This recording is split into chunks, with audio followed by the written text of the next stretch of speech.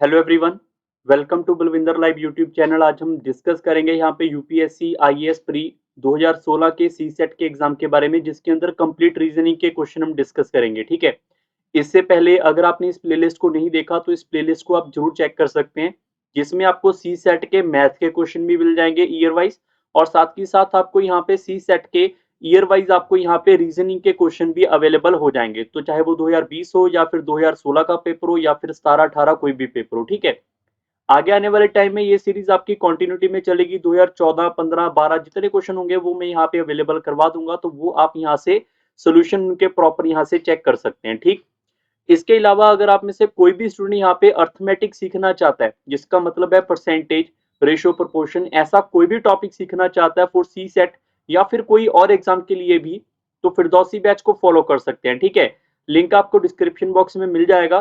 पूरा का पूरा सेशन आपको एक बार जरूर देख लेना चाहिए। जैसे परसेंटेज है तो 3 घंटे की क्लास है परसेंटेज की, जिसके अंदर परसेंटेज ए टू जेड आपको प्रोवाइड करवाया गया है, और उसके अंदर आपको क्वेश्चन आंसर बेसिक से लेकर हाई लेवल के सारे ही प्रोवाइड है।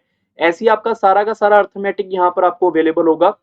अगर आप इस फिरदौसी बैच को लगाओगे, उसके बाद अगर आप पीवाईक्यू करोगे सी सेट या कोई भी एग्जाम के, तो अर्थमेटिक से आपके काफी ज्यादा क्वेश्चन जो है वो सॉल्व हो जाएंगे। ठीक, इसके अलावा लास्ट में मैं बता देता हूँ आपके लिए एक और प्लेलिस्ट यहाँ पे। अगर आप यहाँ पे नंबर सिस्टम सीखना चाहते हैं तो ये यहाँ पे आपको प्लेलिस्ट दिखेगी नंबर सिस्टम की फॉर सीडीएस। ये सीडीएस के साथ फॉर ऑल द एग्जाम है, जैसे रिमाइंडर हो गया, लास्ट 2 डिजिट हो गया, तो सारे के सारे क्वेश्चन वहाँ पे अवेलेबल हैं। ऐसे ही अगर आप सीएपीएफ के प्रीवियस ईयर करना चाहते हैं, वो भी आपको मिल जाएंगे लास्ट 20 साल तक के। यूपीएससी ईपीएफओ के आप प्रीवियस ईयर क्वेश्चन करना चाहते हैं, वो भी आपको 20 साल के अवेलेबल मिल जाएंगे। तो ऐसे काफी सेशन आपको अवेलेबल मिल जाएंगे। एक बार आप सारी की सारी प्लेलिस्ट जरूर चेक कर लें। जो भी आप पढ़ना चाहते हैं उसको क्लिक करके पढ़ सकते हैं। प्लेलिस्ट कम से कम 25 से 30 के आसपास होंगी। आपको थोड़ा टाइम जरूर लगेगा कि आपको कौन सी प्लेलिस्ट को देखना चाहिए अकॉर्डिंग टू योर एग्जाम। उसको फॉलो करके आप डेफिनेटली फ्री में सारा कुछ यहाँ पे मैथ रीजनिंग का सीख पाओगे। ठीक है, स्टार्ट करते हैं 2016 के एक पहले क्वेश्चन का रीजनिंग का। A8 grapes and pineapple, B8 grapes and orange, C8 orange and pineapple and apple, D8 grapes, apple and pineapple. After taking fruits B and C fell sick. In the light of the above fact, it can be said that the cause of sickness was। तो यहाँ पर ये दोनों बीमार क्यों होंगे, B और सी, ये आपसे पूछा गया है। सबसे पहले तो ये देखना होगा, जो बी है उसने यहाँ पे ग्रेप्स और ऑरेंज खाए। फिर अगर मैं सी की बात करूंगा, उसने ऑरेंज के साथ यहाँ पे पाइनएप्पल और एप्पल भी खाया। ठीक है, तो दोनों बी और सी में कॉमन क्या आएगा, ऑरेंज। आप चेक कर सकते हैं दोनों बी और सी में कॉमन क्या आएगा मेरे पास, ऑरेंज। ऑरेंज ना तो ए के पास है ना ही डी के पास है, इसका मतलब ए और डी बीमार नहीं हुए, तो बी और सी बीमार सिर्फ ऑरेंज की वजह से होंगे। तो ये इस क्वेश्चन का सही उत्तर होगा। क्वेश्चन नंबर सेकंड के ऊपर चलते हैं। A person X was driving in a place where all the road ran either north south or east west forming a grid.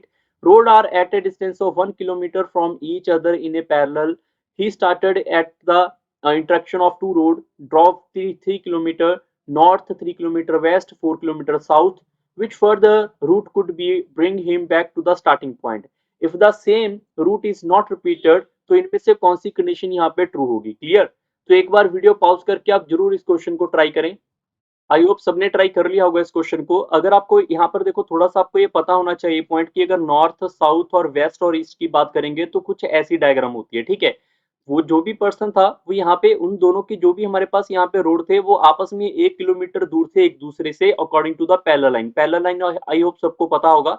तो यहाँ से अगर मैं एक पर्सन को चलने के लिए बोलता हूँ कि वो यहाँ से चलना स्टार्ट करता है, interaction of the two road, drop 3 kilometre north, मतलब यहाँ से वो 3 किलोमीटर नॉर्थ जाएगा ऊपर की डायरेक्शन को, यहाँ से यहाँ। उसके बाद वो वेस्ट चला गया 3 किलोमीटर, तो यहाँ से यहाँ तक 3 किलोमीटर जाएगा वेस्ट।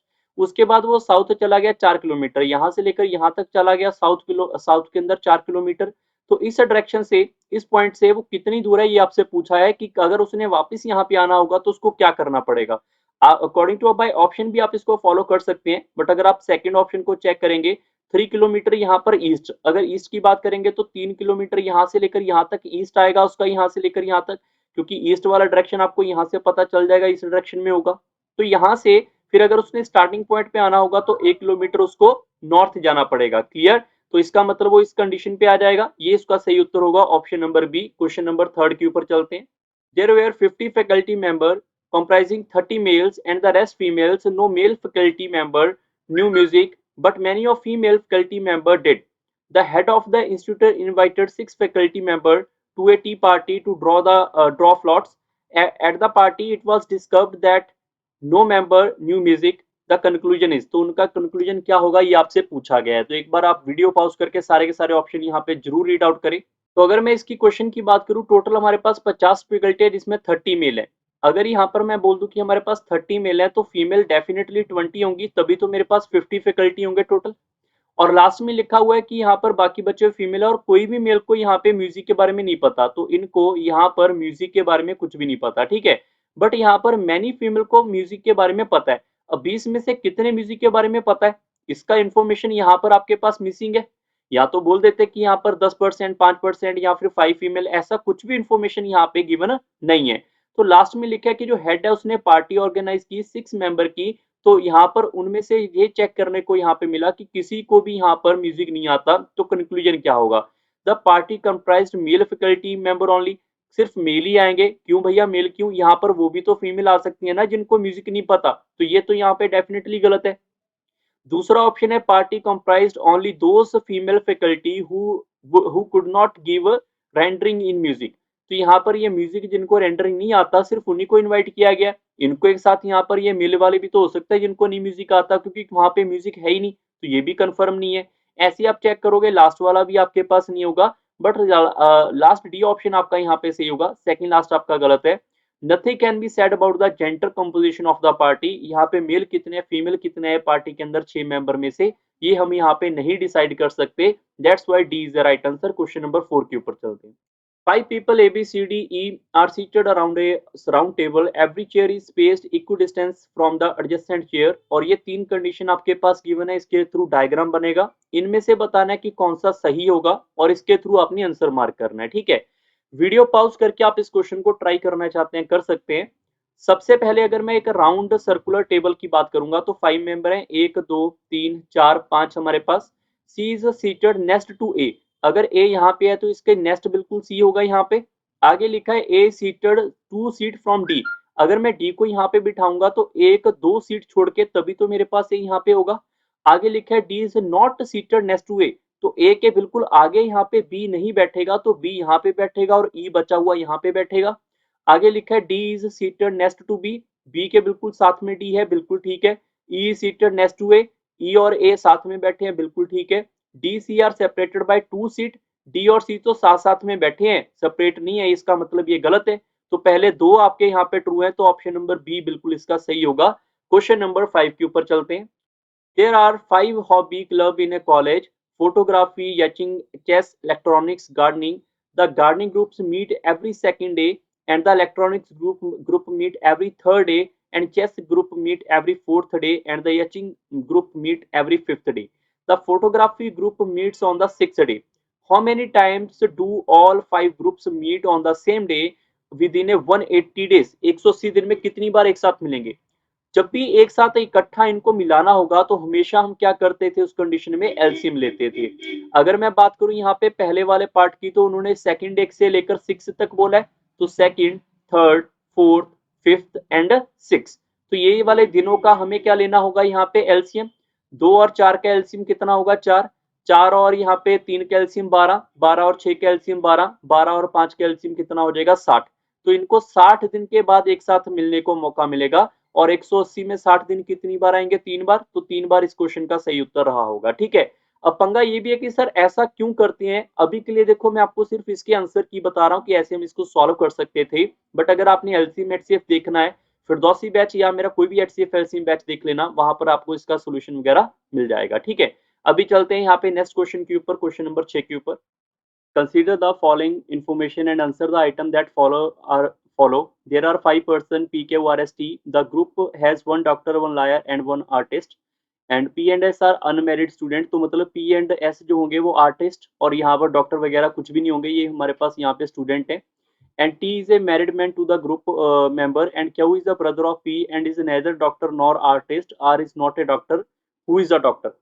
सबसे पहले इस क्वेश्चन को अगर आप ट्राई करना चाहते हैं वीडियो पॉज करके कर सकते हैं। उसके अलावा आपको ये पता होना चाहिए बॉक्स के मतलब होगा हमारे पास मेल, सर्कल का मतलब होगा हमारे पास यहाँ पे फीमेल, और डबल लाइन का हॉरिजॉन्टल का मतलब होगा हमारे पास यहाँ पे हस्बैंड वाइफ, और सिंगल हॉरिजॉन्टल लाइन का मतलब होगा ब्रदर सिस्टर, और अगर वर्टिकल लाइन लगाई जाएगी इसका मतलब होगा गैप जनरेशन। ठीक है, इस बात को आपको समझना होगा। सबसे पहले अगर मैं यहाँ पर पी और क्यू और आर और एस और टी की बात करूं, तो आर के पास यहाँ पे डॉक्टर नहीं है। सबसे पहले तो ये भी चेक कर लें, पी आर एस से यहाँ पर क्या होंगे, स्टूडेंट होंगे। तो पी एस के लिए मैं स्टूडेंट यहाँ पे सिंबल लगा देता हूँ स्टूडेंट का। और आर हमारे पास डॉक्टर नहीं है, आर डॉक्टर नहीं होगा। उसके आगे लिखा हुआ है Q is a brother of P, neither doctor nor artist. ये हमारे पास यहाँ पे डॉक्टर भी नहीं है, आर्टिस्ट भी नहीं है। तो अगर डॉक्टर आर्टिस्ट नहीं है तो बचे एक हमारे पास यहाँ पे। तो क्या आप सभी बच्चे इसको यहाँ पे समझ पाए, ये वकील रहा होगा, क्लियर। और आर हमारे पास यहाँ पे डॉक्टर नहीं है, तो डॉक्टर जो बचा हुआ है टी हमारे पास यहाँ पे डॉक्टर रहा होगा, और जो आर हमारे पास बचेगा वो कौन रहा होगा, आर्टिस्ट रहा होगा। ठीक है, तो हु इज द डॉक्टर, तो डॉक्टर हमारे पास यहाँ पे टी होगा, तो इस क्वेश्चन का ऑप्शन नंबर ए आपका ट्रू होगा। इसी बेस्ड के ऊपर 7 नंबर क्वेश्चन है, हु इज द आर्टिस्ट। तो आर्टिस्ट कौन है हमारे पास यहाँ पे, आर। तो इस क्वेश्चन का उत्तर क्या हो जाएगा मेरे पास यहाँ पे, C option, clear. Question number 8 के ऊपर चलते हैं, who is the spouse of are.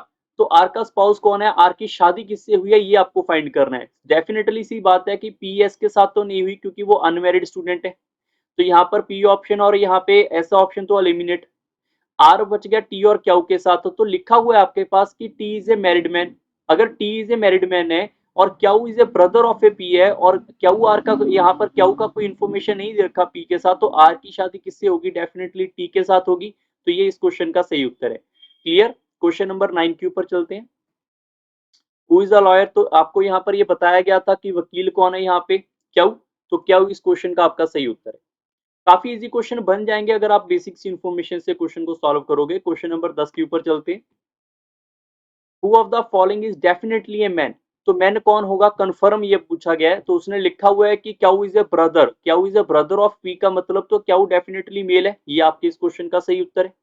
Question number 11 के ऊपर चलते हैं, consider the following statement either A and B are of the same age or A is a older than B. तो इसके लिए दो स्टेटमेंट हम बना के चलेंगे, ए और बी हमारे पास सेम एज के हैं, या तो मेरे पास ए इक्वल टू बी होगा, या ए इज ओल्डर देन बी होगा, मतलब या फिर ए इज ओल्डर देन बी होगा।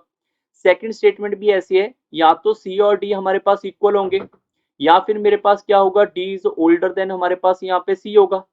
आगे लिखा हुआ है बी इज ओल्डर देन सी।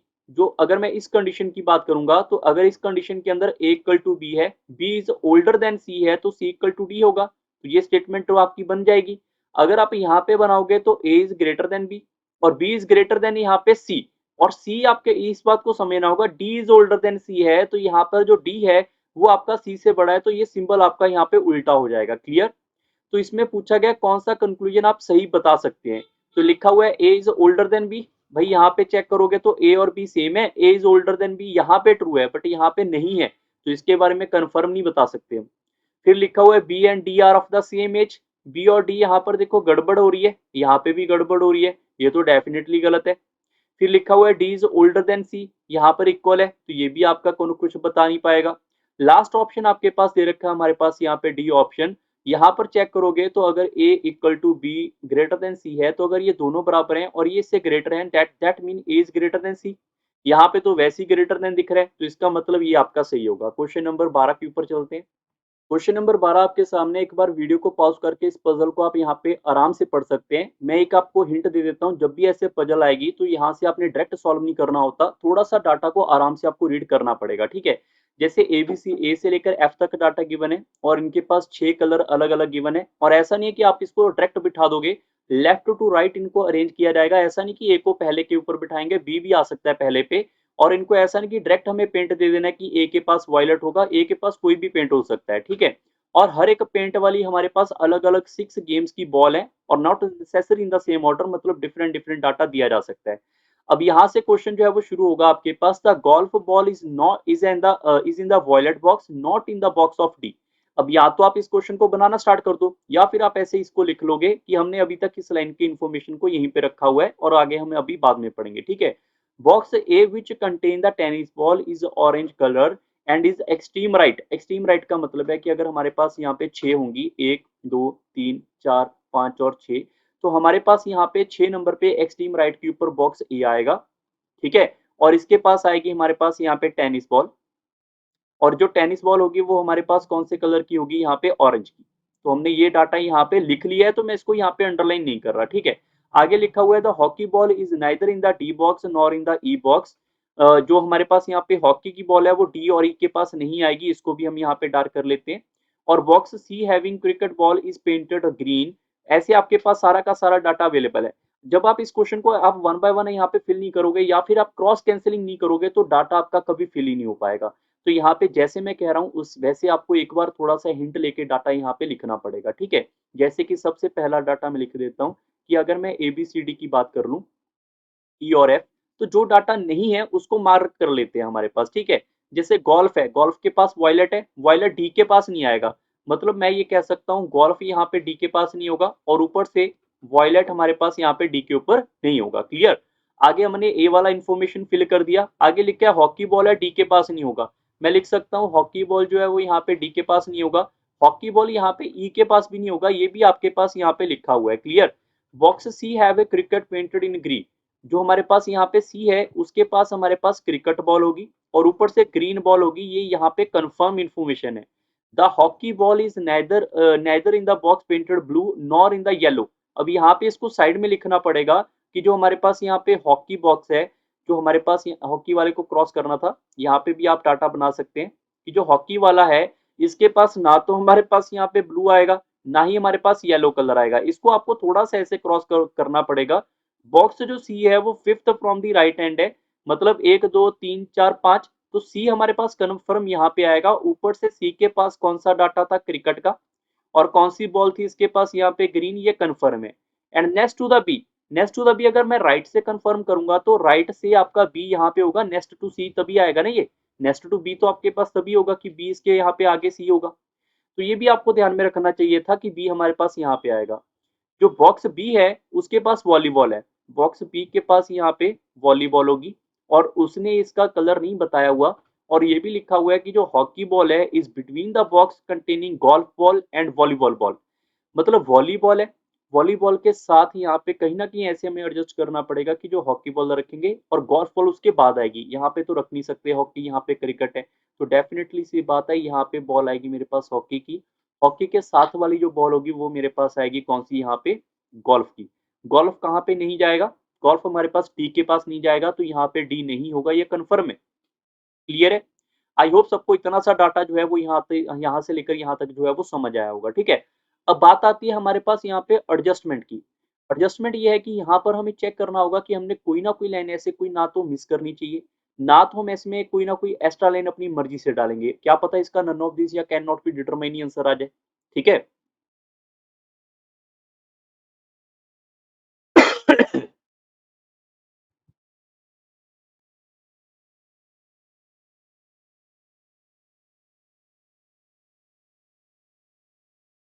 और यहाँ पे हमारे पास ये भी गिवन था जो गोल्फ है उसके पास वॉयलेट है, गोल्फ के पास ये भी कलर आपको यहाँ पे समझ आ गया होगा कि यहाँ पर जो वॉयलेट कलर है वो भी फिक्स हो गया।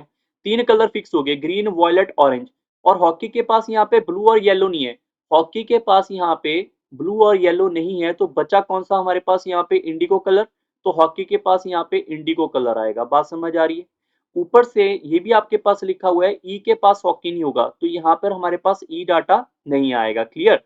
और भी आपके पास यहाँ पे कोई ना कोई डाटा, अगर मैं बात करूँ यहाँ पे, जैसे वॉलीबॉल है, वॉलीबॉल के बारे में भी कोई ना कोई डाटा यहाँ पे आपके पास मिसिंग होगा। एक बार उसको रीड कर लेते हैं। जैसे कि हॉकी बॉल के पास यहाँ पे ब्लू नहीं होगा और ना ही येलो होगा, हमारे पास यहाँ पे ब्लू और येलो ही बचे हुए हैं, ठीक है। वैसे आप चेक करोगे विच of the following box contain the golf, golf के पास कौन सा होगा ये पूछा है। अब आप चेक करोगे गोल्फ के पास यहाँ पे डी तो हो नहीं सकता, सी ऑप्शन एलिमिनेटेड। बच गया मेरे पास एफ और ई, और या फिर आपके पास नन ऑफ दिस। और अगर मैं बात करूं यहाँ पे डी के पास, तो डी के पास देखो गोल्फ और हॉकी दोनों ही नहीं है, तो यहाँ तो डी हमारे पास यहाँ पे दोनों पे नहीं आएगा। तो डी के लिए एक ही जगह बची मेरे पास। और हमारे पास यहाँ पे हॉकी के पास ई नहीं आएगा, तो ई के लिए एक जगह बची और एफ के लिए एक जगह बची। अब बच गए हमारे पास यहाँ पे देखो कौन सी आपके पास गेम है जो बची हुई है। तो गेम को चेक करेंगे, हमारे पास यहाँ पे फुटबॉल बच गई।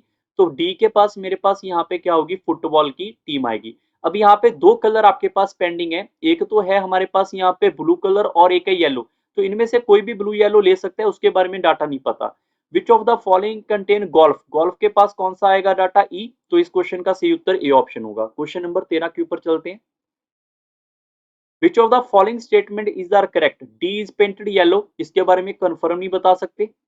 F is painted indigo, check कर लो एफ के पास इंडिगो है, हाँ बिल्कुल एफ के पास इंडिगो ही था, ये आपका सही है। तो इसका मतलब बी ऑप्शन आपका सही है। फिर से चेक कर लो, बी इज पेंटेड ब्लू, तो चेक कर लो बी के पास क्या ब्लू है, बी के पास ब्लू येलो कुछ भी हो सकता है, पता नहीं है, तो सिर्फ आपका सेकंड ऑप्शन कंफर्म है, ये आपके इस क्वेश्चन का सही उत्तर है। क्वेश्चन नंबर 14 के ऊपर चलते हैं। आगे डाटा गिवन है, the football is in the box of which colour, तो बॉक्स हमारे पास यहाँ पे फुटबॉल का पूछा है, फुटबॉल के पास येलो ब्लू कोई भी हो सकता है, ठीक है, तो फुटबॉल के लिए येलो ब्लू कोई भी हो सकता है, हमें नहीं पता, तो इसका आंसर आएगा C option, data inadequate. Clear. Question number 15 के ऊपर चलते हैं। A person climb a hill in a straight path from point O on the ground in the direction of north east, reach a point A after traveling a distance of 5 kilometers. Then from point A, he moved to point B in the direction of a northwest. Let the distance between A B is 12 kilometers. Now, how far is the person away from the starting point O? वैसे आपको ये पता होना चाहिए कि अगर आप direction की प्रैक्टिस करोगे वहां से आपको ये समझ आएगा कि 5 और 12 लिखा है तो आंसर क्या होगा, 13 होगा पाइथागोरस के बाद। बट फिर भी आप इसको एक बार बेसिक से जरूर कवर करें, ठीक है। जैसे अगर यहाँ पर ये नॉर्थ है, ये साउथ है, तो ये वेस्ट है तो ईस्ट होगा। ये जरूरी नहीं है कि आंसर आपका हमेशा यहाँ पे 13 ही होगा, बट 90% के क्वेश्चनों में, डायरेक्शन के क्वेश्चनों में इसका आंसर 13 आएगा पाइथागोरस में, ठीक है। 10% हो सकता है कि थोड़ा मूव आपको चेक करना पड़े। सबसे पहले यहाँ पर कोई पॉइंट ओ है, उसने यहाँ पे नॉर्थ ईस्ट डायरेक्शन में जाना है, तो इस डायरेक्शन में गया, तो इस डायरेक्शन में चला जाएगा 5 किलोमीटर। 5 किलोमीटर जाने के बाद ए पॉइंट के ऊपर पहुंच गया, ये पॉइंट ओ है, और ए पॉइंट से वो बी डायरेक्शन बी के पास गया जो कि नॉर्थ वेस्ट में है। नॉर्थ वेस्ट का मतलब इधर को, तो अगर वो यहाँ से चला गया 12 किलोमीटर, तो 12 किलोमीटर हमारे पास यहाँ पे आएगा और ये पॉइंट बी होगा। तो आपसे ये पूछा गया कि how far is the person stay from the point A, तो पॉइंट ए से ओ से कितनी दूरी है। जब भी आपके पास डायरेक्शन का क्वेश्चन आएगा, याद रखना आपकी जिम्मेवारी है कि जहां से आपने मूव किया है, जैसे कि मैं आपको एक हिंट दे देता हूँ। मान लो कोई भी पर्सन यहाँ से ऐसे है, ठीक है, ये नॉर्थ है, ये साउथ है, ये वेस्ट है और ये ईस्ट है। अगर कोई पर्सन यहाँ पे जा रहा है, इस डायरेक्शन को बोलेंगे यहाँ पे नॉर्थ ईस्ट, ठीक है, इस डायरेक्शन को। यहाँ पे पहुंचने के बाद मैं बोलता हूँ कि उसने नॉर्थ वेस्ट लिया, तो नॉर्थ वेस्ट ये होगा, तो नॉर्थ वेस्ट हमारे पास यहाँ पे होगा, तो ये एंगल हमेशा 90 डिग्री होता है। क्यों? क्योंकि ये एंगल अगर आप 45 डिग्री मान के चलोगे, ये भी तो 45 मानोगे, तो ये चीजें आपको समझनी पड़ेंगी, याद रखनी पड़ेंगी। ये आपके पास होगा 90 डिग्री। 90 डिग्री के ऑपोजिट वाला क्या होगा, हाइपोटेन्यूज। पाइथागोरस लगेगी यहाँ पर ओबी का square is equal to A B का स्क्वायर प्लस ओ ए का square, which is equal to OB का square that must be is equal to 12 square plus 5 square. Simplify करेंगे तो ओबी की वैल्यू आपके पास 13 आएगी, जो आपके इस क्वेश्चन का सही उत्तर है। क्वेश्चन नंबर 16 के ऊपर चलते हैं। 16 नंबर क्वेश्चन एक बार फिर से आपके पास पजल बेस है, आप इस क्वेश्चन को वीडियो पॉज करके ट्राई करना चाहते हैं कर सकते हैं, डेफिनेटली काफी इजी क्वेश्चन है, बट एक बार रीड जरूर कर ले क्वेश्चन को पॉज करके, ताकि मैं डायरेक्ट आंसर बताऊं तो आपको ये समझ आए कि अगर डायरेक्ट आप इसको सॉल्व करोगे तो कैसे कर सकते हैं, ठीक है। बट आपको एक बार रीड आउट जरूर कर लेना चाहिए। सबसे पहले यहाँ पे 3% है, ए और बी और सी, ठीक है। सबसे पहले आपने जो भी डाटा का रीड किया होगा, तो आप पहली स्टेटमेंट को देखेंगे, दूसरी स्टेटमेंट में देखा सी के पास यहाँ पे टाई है, दूसरी स्टेटमेंट में देखा आपने सी के पास यहाँ पे टाई है, तो मैंने यहाँ पे टाई फिक्स कर दिया। अब आगे आपको ये देखना होगा कि जो बी है, बी के पास यहाँ पर ध्यान रखें, नेदर बी, बी के पास व्हाइट स्वेटर नहीं है, इसका मतलब ये हो गया कि बी के पास स्वेटर भी नहीं है। टाई हमारे पास यहाँ पे है, तो स्वेटर की बात करें, स्वेटर बी के पास नहीं है, तो बचा ही ऑप्शन ए, तो ए के पास ही स्वेटर होगा, और ऊपर से व्हाइट कलर का होगा, ये भी आपके पास डाटा अवेलेबल यहाँ पे गिवन है, ठीक है। और अगर ये गिवन है तो यहाँ पे आर का सरनेम नहीं आएगा, इसके पास ए के पास आर का सरनेम नहीं होगा, ये लिखा हुआ है। क्लियर, पहले दो स्टेटमेंट में इतना डाटा आपके पास गिवन है। दूसरी स्टेटमेंट ये है कि सिंह के पास व्हाइट कलर पसंद नहीं करता। अगर सिंह वाला व्हाइट कलर पसंद नहीं करता, तो डेफिनेटली से पार्ट है कि सिंह वाला डाटा आपके पास ए के पास नहीं होगा। तो बचा कौन सा सरनेम, कुमार, तो कुमार डेफिनेटली ए के पास आएगा। ये आई होप सबको समझ आ गया होगा। क्लियर है। इसके आगे अगर मैं आगे बढ़े तो Kumar does not like wear A jacket, तो कुमार के पास जैकेट नहीं है, ये तो कंफर्म है। और यहाँ पे देखो स्वेटर है, टाई है, तो बच गया जैकेट, तो जैकेट आपके पास किसके पास होगा, यहाँ पे बी के पास होगा। इतना भी समझ आ गया, ठीक है। आगे लिखा हुआ है आपके पास, जो वीडियो है आपके पास, does not like to wear wear the black colour. अब यहाँ पे जो हमारे पास आर वाला पोर्शन है, आर स्वेटर को फॉलो नहीं करता, बट आर आपके पास यहाँ पे भी आ सकता है, यहाँ पे भी आ सकता है। और सिंह वाले डाटा को चेक करेंगे, सिंह जो गवर्नमेंट है वो व्हाइट कलर पसंद नहीं करता। बाकी सिंह वाला डाटा यहाँ पे भी आ सकता है, सिंह वाला डाटा यहाँ भी आ सकता है। और यहाँ पे अगर उसने पूछा है वो कि आपके पास इसमें से बताओ सी का सरनेम क्या है, और ये भी लिखा हुआ है हर एक फ्रेंड के पास एक ही गारमेंट होगा और एक ही उसके पास कलर होगा, तो सी का सरनेम यहाँ पे या तो आर होगा या एस होगा, मतलब रिबिरियो या फिर सिंह हो सकता है, बट कुमार नहीं हो सकता, ये कंफर्म हो गया। क्लियर। बट फिर से हम आगे बढ़ेंगे, अगर तो ये समझना होगा जो बी है वो यहाँ पे रिबिरियो भी नहीं है, मतलब बी के पास यहाँ पे आर भी नहीं होगा, तो आर डाटा मेरे पास यहाँ पे होगा, तो सिंह वाला डाटा मेरे पास यहाँ पे रह जाएगा, आर मेरे पास यहाँ पे नहीं होगा। लिखा हुआ है जो आर हमारे पास है वो ब्लैक कलर नहीं है, तो आर के पास ब्लैक नहीं होगा तो ब्लैक कलर ऊपर आ जाएगा यहाँ पे, और जो बचा हुआ है वो मेरे पास कौन सा होगा, ब्लू कलर। सी का सरनेम पूछा है तो सी का सरनेम आर वाला होगा, तो ये इस क्वेश्चन का सही उत्तर है। क्वेश्चन नंबर 17 के ऊपर चलते हैं। 17 नंबर क्वेश्चन है what is the colour of A tie. Tie का कलर क्या होगा, तो टाई का कलर आप यहाँ से चेक करोगे ब्लू, तो ये आपके इस क्वेश्चन का सही उत्तर होगा option number B. Question number 18 के ऊपर चलते हैं। Who wear the sweater, sweater A के पास था, ये इस क्वेश्चन का सही उत्तर है। क्वेश्चन नंबर 19 के ऊपर चलते हैं। A person walks 12 kilometer due north. अब यहाँ पे आपको मैंने इतने क्वेश्चन करवा दिए हैं डायरेक्शन के, तो आपको ये चीजें याद हो चुकी होंगी अब तक। 12 किलोमीटर यहाँ पे नॉर्थ को जा रहा है, यहाँ से लेकर 12 किलोमीटर नॉर्थ जाने का मतलब यहाँ पे, देन 15 किलोमीटर टूवर्ड ईस्ट, यहाँ से 15 किलोमीटर ईस्ट में जाएगा, तो यहाँ पे आ जाएगा। After that 19 kilometer west, west का मतलब वापिस इधर को आना। अगर वापिस 19 किलोमीटर आएगा, डेफिनेटली आप सोच के देखोगे यहाँ से, तो 19 किलोमीटर यहाँ पे वेस्ट आने का मतलब क्या होगा कि 15 किलोमीटर तो पहले यही वापस आ जाएगा, इसके आगे यहाँ पे 4 किलोमीटर और आगे आ जाएगा, ठीक है। उसके बाद लिखा है then 15 kilometer south, 15 kilometer south है, यहाँ से लेकर अगर यहाँ पे आना चाहेगा तो 12 किलोमीटर तो इसके बराबर, उसके आगे 3 किलोमीटर और आएगा, तो जाके यहाँ से यहाँ 15 किलोमीटर तक आएगा। पूछा गया how far is he from the starting point, starting point से कितनी दूर है ये पूछा गया। तो अगर आपको ये पता है कि ये वाला डायरेक्शन कितना है 4, क्योंकि ये 4 किलोमीटर ही था, और अगर ये 4 है ये 3 है 90 डिग्री होगा, पाइथागोरस लगाएंगे तो ये डाटा 5 आएगा, ये इस क्वेश्चन का सही उत्तर है। क्वेश्चन नंबर 20 के ऊपर चलते हैं। A cube has all its face painted with different color. It is cut into the smaller cube of equal size such that the side of the small cube is 1/4 of the big cube. But the number of the small cube with only one face is painted.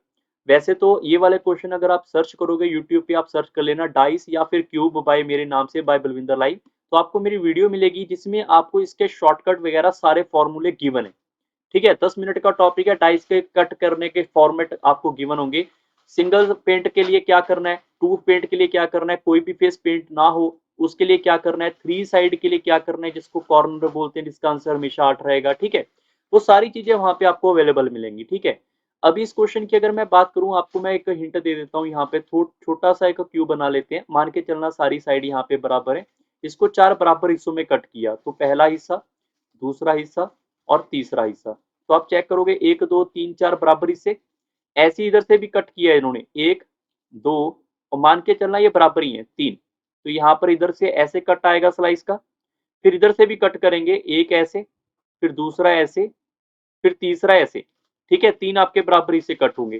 तो अगर to face की बात करें, सोच के देखो कि अगर मैं सिर्फ यहाँ पे इस वाले की चेक करूं, यहाँ पे सबसे बाहर वाले को, तो इधर से पेंट होगा, ऊपर से पेंट होगा, राइट फ्रंट से पेंट होगा, ये तो 3 साइड वाला है, हमें उसको नहीं लेना, हमें सिर्फ ये लेना फ्रंट वाला, यहाँ पर ये फ्रंट वाला हो गया, और ये ऊपर वाला, सिर्फ ये आपके पास जो क्यूब होगा, अगर आप ध्यान से इमेजिन करोगे तो ये आपके पास क्यूब एक ऐसा आएगा जिसका फ्रंट एंड ऊपर वाला सिर्फ 2 साइड पेंट होगा। ऐसे ये होगा, ऐसे इधर से आएगा, ऐसे इधर से आएंगे, ऐसे इधर से, ऐसे डाउन साइड से भी होंगे, ऐसे ये कॉर्नर में से भी आएंगे दो दो निकल के। तो आप चेक करोगे, तो अगर उसको 4 हिस्से थे तो सिर्फ कॉर्नर छोड़ दो, कॉर्नर कितने थे, 2, उसको छोड़ दोगे, और जितना भी डाटा मेरे पास आएगा उसके साथ मल्टीप्लाई करेंगे 12, 12 हमारे पास क्या थे इसके टोटल एच, तो आंसर कितना आएगा 24, 24 ऐसे फेस निकलेंगे, ये इस क्वेश्चन का सही उत्तर है। आंसर क्या होता है इसका, n-2 multiply by 12 is the right answer. Clear. Question number यहाँ पे 21 के ऊपर चलते हैं। 21 नंबर क्वेश्चन है, मिलिट्री कोड जो है सिस्टम उसको लिखा हुआ है इस कोड में, और इस फॉर्मेट को लिखा हुआ है इस फॉर्मेट के अंदर, तो बताओ फ्रैक्शन को किस फॉर्मेट में लिख सकते हैं।